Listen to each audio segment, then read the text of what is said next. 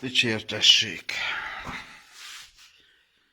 Na, CBR 900. Már sokszor megfogadtam, hogy felhívtok telefonon, azt akkor hímeltek, hámoltok, hogy mi lehet a bajom, már megfogadtam sokszor, hogy nem mondok senkinek se semmit, de akkor meg csak harag van belőle. Tehát itt is el lett mondva a gépészmérnök aranytökű barátomnak, hogy kell kimérni, nem volt neki töltése, hogy kell kimérni magát a generátort, hogy kell kimérni a feszültségszabályzót, ki is mérte ügyesen telefonos segítséggel, illetve telefonos összeköttetés alapján. Ugye megállapította, hogy a generátorral vannak problémák, a feszültségszabályzó az megúszta, ő rendelt is az eBay-ről ilyen olcsó kínai kakit, bele is rakta, nincs is ezzel semmi baj, összerakta a motort, és utána ugye nem indult neki, egyszerűen nem indult, hiába töltötte az akkumulátort, bla bla bla bla bla. Na, az egész történetnek az a lényege, hogy én azért telefonba, vagy telefonon keresztül az összes hajszál pontosnyi lépéseket nem tudom nektek elmondani, meg nem is akarom, tehát ezzel a hóbelebanccal is sokkal jobban járt volna, hogy amikor észlelte azt a problémát, hogy nincs neki töltése, akkor egy motorkerékpár szerelőhöz fordult volna. Igaz, a motorkerékpár szerelők csak középiskolát végeztek, nem egyetemet, de higgyétek el, hogy sokkal jobban értenek hozzá. Na mindegy, tehát ugye nem indult a motor, fölmelegedett maga még a kábel is, olyan nehezen indított, ugye mindenki az akkumulátorra tippel, mindenki ugye az önindítóra tippel, de nem. Tehát amikor már levettem itt az ekejéket, és megláttam ezeket a sziloplast dolgokat, amit majd jó kikaparok, és ugye látszódik, hogy nincs alatta tömítés. Tehát nincs sehol sem tömítés.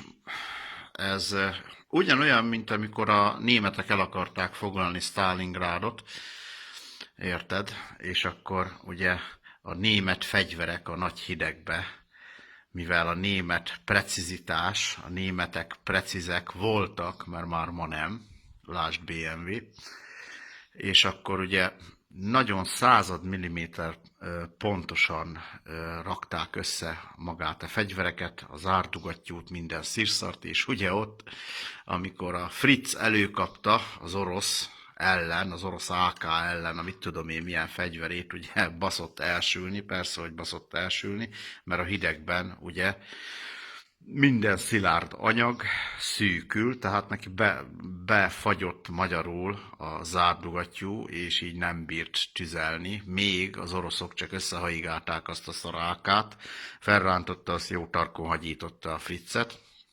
Na most itt ugyanezt történt idézőjelbe. Tehát amikor ezt az oldaldeknit, a generátor oldaldeknit fölrakjátok tömítés nélkül, tehát a tömítés az nem azért van az a neve, hogy tömítés. Tehát igen, az egyik szerepe az, hogy ugye magát az olajt tömítse, tehát a blokkba hagyja, kivétel a Harley Davidson, mert az meg úgy jó, hogy ennek a tömítetlenségét mai napig nem bírták megoldani az amerikai mérnökök.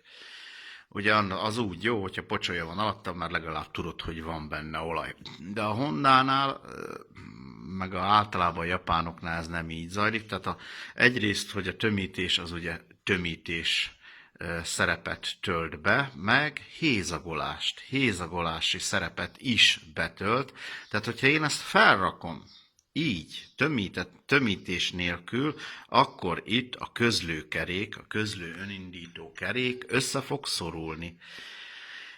És innentől fogva az önindító épp, hogy csak fogja tudni tekerni, arról nem is beszélve, hogy amikor már bemelegedett, akkor meg még jobban nem fogja tudni tekerni, mert maga ez a keréknek a szélessége a hőtágulás által megnő, most nem milliméterekről beszélek, század milliméterekről, és akkor még jobban összeszorítja a két dekni, ezáltal ez nagy newtonméter erővel tudjuk csak elforgatni, ami úgy a önindító már nem fogja bírni, mert itt mindenki van számolva, hogy az önindító, hogyha ennyi meg annyi ampert fölvesz, az pontosan elég annak, hogy a motornak kell ennyi meg annyi newtonméter, és azt még pont elforgassa ahhoz, hogy pont beinduljon, érted?